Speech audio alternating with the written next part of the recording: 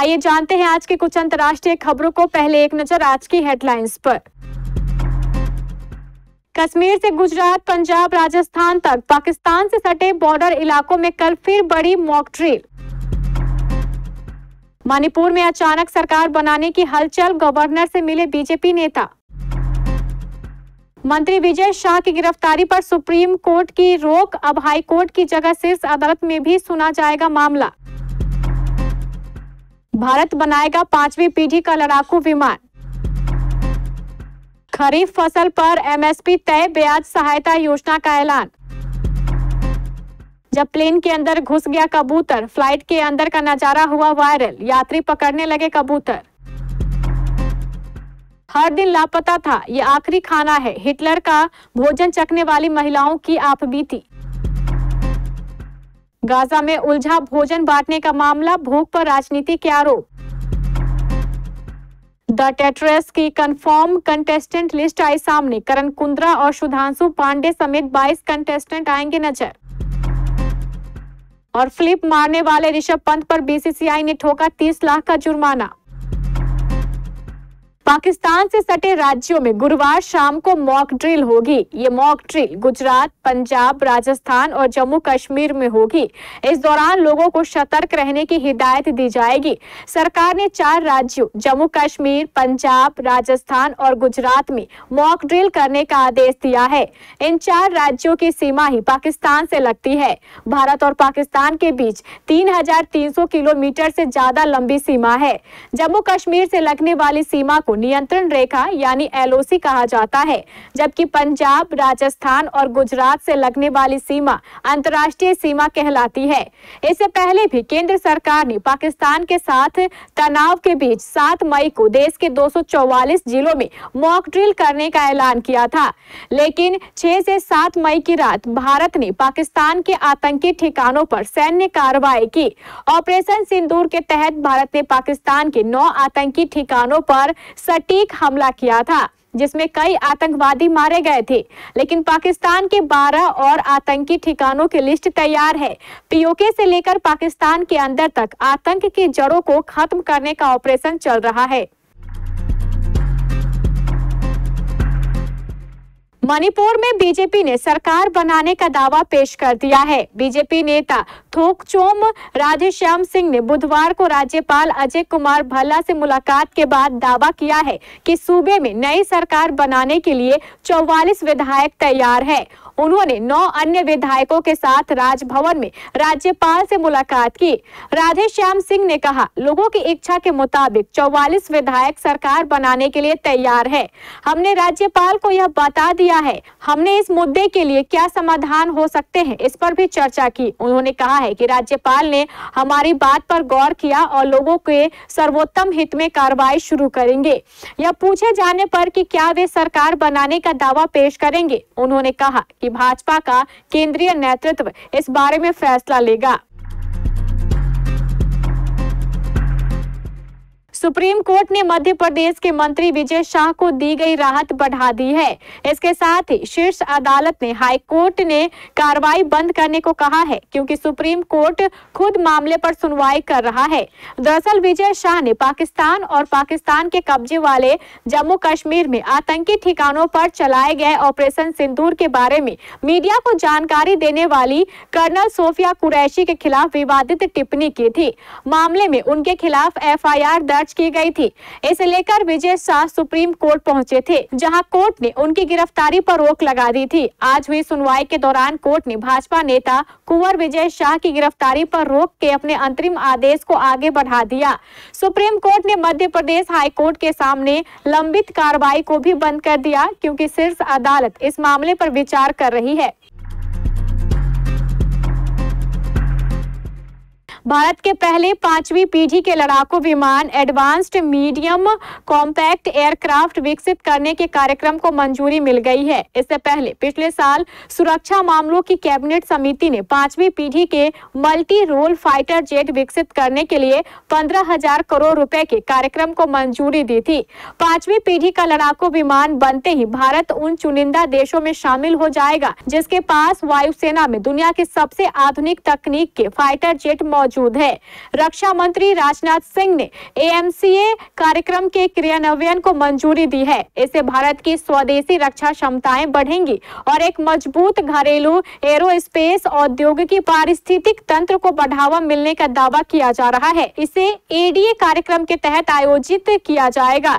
AMCA के विकास चरणों की जल्द ही शुरुआत होगी, जिसके लिए एक्सप्रेशन ऑफ इंटरेस्ट जारी किया जाएगा। इसके तहत देश की कंपनियां इसमें भाग लेंगी।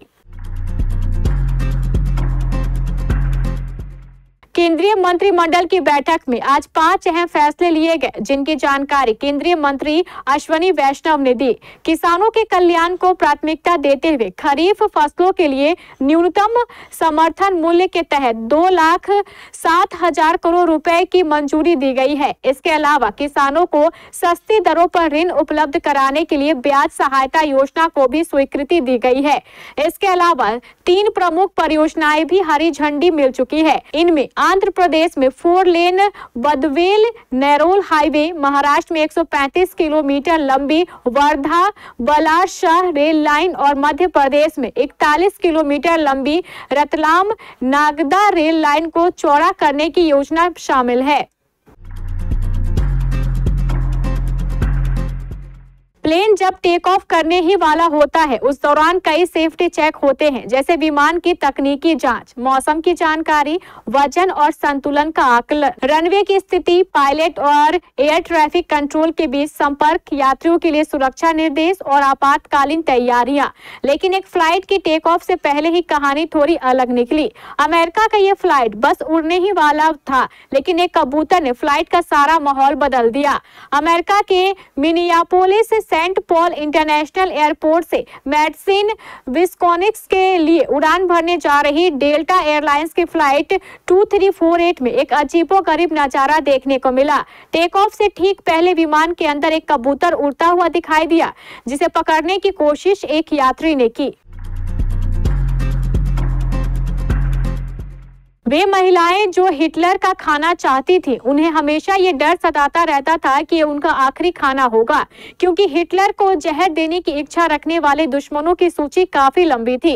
ऐसे में नाजी तानाशाह को डर रहता था कि कोई भी दुश्मन जासूस उनके भोजन में जहर मिला सकता है। अगर कभी ऐसा होता तो चखने वालों को कोई नहीं बचा सकता।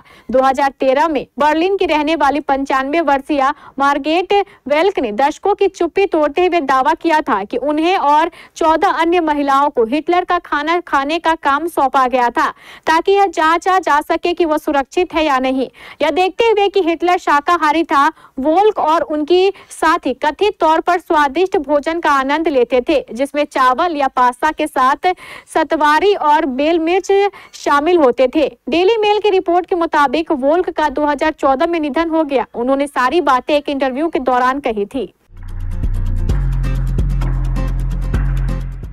गाजा में भोजन बांटने का मामला उलझता जा रहा है। मंगलवार को मदद बांटने वाले एक विवादास्पद संगठन ने वहां काम करना शुरू किया, लेकिन जल्द ही स्थिति बिगड़ गई। हजारों फिलिस्तीनियों ने दक्षिण गाजा में खुले गाजा ह्यूमनिस्ट फाउंडेशन नाम के संगठन के अड्डे को तहस नहस कर दिया। संगठन ने कहा है कि भोजन लेने वालों की भारी संख्या के कारण उनकी टीम को पीछे हटना पड़ा। इजरायली सेना ने कहा है कि संगठन की सुरक्षा करने वालों ने चेतावनी के तौर पर गोलियां चलाई।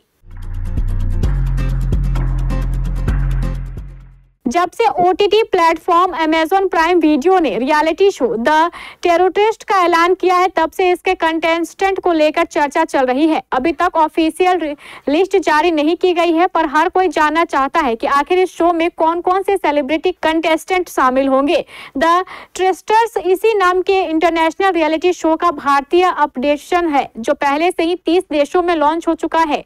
रियलिटी शो को लेकर खबर आ रही थी कि इसमें 20 कंटेस्टेंट नजर आएंगे, पर इसी बीच 22 कंटेस्टेंट का नाम सामने आया, जिनकी चर्चा सोशल मीडिया पर हो रही है। लोगों की उत्सुकता तब और बढ़ गई जब इस शो के होस्ट करण जौहर ने अनाउंसमेंट वीडियो में इनडायरेक्टली हिंट देते हुए कुछ नाम लिया। बिग बॉस तक के एक्स हैंडल के मुताबिक इस शो में जो सितारे बतौर कंटेस्टेंट नजर आएंगे वो है करण कुंद्रा, राज कुंद्रा, रफ्तार, जैस्मीन भसीन, जन्नत जुबैर, हर्ष गुजराल उर्फी जावेद, मुकेश छाबड़िया, सुधांशु पांडे, अंशुला कपूर, महीप कपूर, निकिता लूथरा, पूरब झा, लक्ष्मी मांचू, साहिल सलाथिया, आशीष विद्यार्थी, सूफी मोतीवाला, एलनाज नौरोजी, अपूर्वा मुखीजा, जानवी गौर, एलविश यादव और सुमुखी सुरेश। लखनऊ सुपर जायंट्स के कप्तान ऋषभ पंत ने मंगलवार को सीजन के आखिरी लीग स्टेज मैच में आरसीबी के खिलाफ 118 रनों की शानदार पारी खेली। इस मैच में उन्होंने शतक लगाने के बाद फ्लिप मार्क कर इसका जश्न मनाया था। ये उनके लिए संतोषजनक पारी थी क्योंकि इससे पहले उनके बल्ले से पूरे सीजन में ही सिर्फ 151 रन आए थे। मैच के बाद बीसीसीआई ने कप्तान पंत पर 30 लाख रुपए का भारी भरकम जुर्माना लगाया, जबकि दिग्वेश राठी समेत सभी प्लेयर्स की भी मैच फीस काटी गई। एलएसजी के कप्तान ऋषभ पंत और उनकी टीम पर आरसीबी के खिलाफ मैच के दौरान धीमी ओवर गति बनाए रखने के कारण जुर्माना लगाया गया, क्योंकि यह आईपीएल की न्यूनतम ओवर रेट अपराधों के संबंधित आचार संहिता के तहत लखनऊ सुपर जायंट्स का सीजन में तीसरा अपराध है।